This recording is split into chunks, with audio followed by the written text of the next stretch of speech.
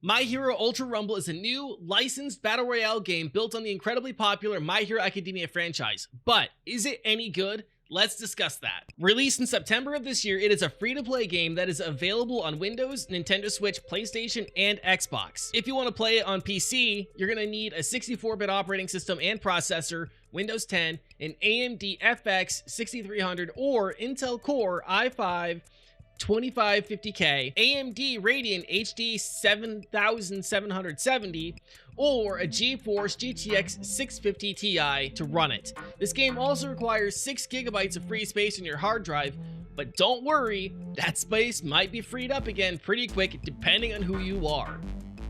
So let's start with the front page. First, you load into the game and are immediately assaulted by My Hero's incredibly saturated art style that feels like you're getting flashbanged whenever you're playing in a dark room. Ow! God damn it. Also, this is one of those games that loves throwing screens and menus at you, so you'll spend at least the first 3 minutes of any play session trying to figure out why the hell there's an exclamation mark on your screen. Also, if you leave the game running while you're doing anything else, there will be an occasional remark by whatever character you have selected about how long it's taking you to click the game. Can't I just get out of here? I get it. You want me to play, but I'm going to doom scroll on Twitter for about 5 minutes first, alright? Then, whenever you get over your existential dread, you can pick your waifu out of the 18 character roster that best reflects your degenerate weeb tastes. There are pretty much the usual suspects you'd expect to see in an MHA game. You've got Deku, Bakugo, Shigaraki, and Dabi to select, but there are some odd choices in the playable roster, like Kendo and Cementos. Like, I don't understand why. Also, the playable roster skews heavily to the hero side of the series. Like, I want to see more villains. Where are some of the other villains? I feel like Stain or Twice should at least be here at the start. But ignoring the roster for a second, characters all have different playstyles or roles assigned to them. Some characters are support, some characters are rapid, which I guess just means that they're mobile? Maybe they're good scouts? I don't know. Some characters, though, are assault, and others are strike? Oh, and technical. If you can figure out what all the differences in character roles are, you can let me know in the comments. My guess is that technical is a mix of the other 4 archetypes, but I really don't know what the difference between strike and assault is supposed to be. But you do get to start with 5 characters unlocked, each who fits into one of these archetypes, so you can discover your preferred play style pretty quickly. I should also quickly touch on how you unlock characters, because it's incredibly unclear for anyone who's just loading into the game. And as far as I can tell, you can only unlock characters through the loot box system in the game, which requires you to spend tickets or crystals on. I learned this by accident when spending the tickets that I had on some rolls, and I unlocked Kirishima randomly. So with that note being said, if you thought this game might fall into the pay-to-win bucket, you're kind of right. Games are fought in teams of 3, so you can either try to convince your friends that you're playing Momo for completely in-game related reasons, or you can just lobby up with strangers who you don't have to explain shit to. Each character has 3 moves, a regular long-ranged attack, there's some movement-based attacks, and some heavy attacks. Characters also have an ultimate that they can use whenever their plus ultra meter fills up. There is some amount of character synergy, so you do want to consider team balance.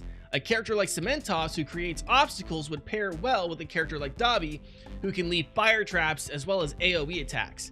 But I don't think this is as deep as something like Apex Legends, where some characters support or counter others almost directly. One thing you'll notice about this game is that it pretty much plays like any other mid-tier battle royale that came out between 2016 and 2019. That wonderful time in gaming where Fortnite dominated Twitch and games like Darwin Project and Spellbreak would fail to get off the runway. You pick your spawn location with your teammates, pick up items that will power you up, and fight other teams with a map that progressively shrinks to a cloud of poison gas. Last team surviving wins. Yippee! Combat is incredibly fast-paced though, so if you're someone who enjoys more twitchy gameplay a la Fortnite, then you're probably going to do well at this game.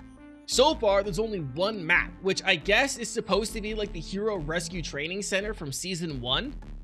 There are some regions like Mountain Region, City, and like Volcano, but it's not very much, and it's not very remarkable map design. To be honest, I got bored of this game in the first hour of playing. I figured out pretty much everything I needed to know about this game pretty quickly. But because I love you guys, I soldiered on for over 2.5 hours just to see if it tickled me at all. One thing that might be a deal breaker for you is that there is no crossplay.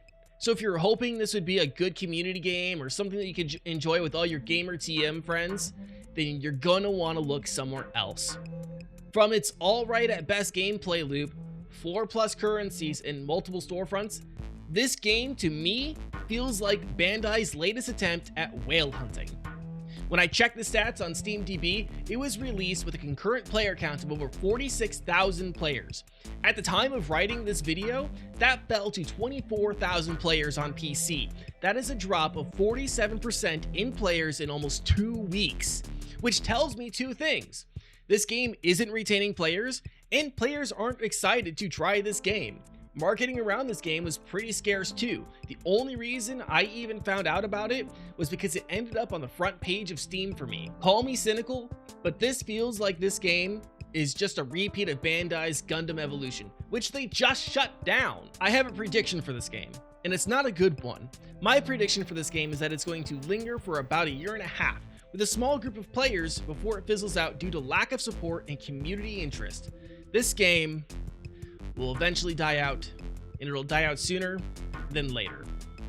With all that said, if you are still asking the question, should you play My Hero Ultra Rumble?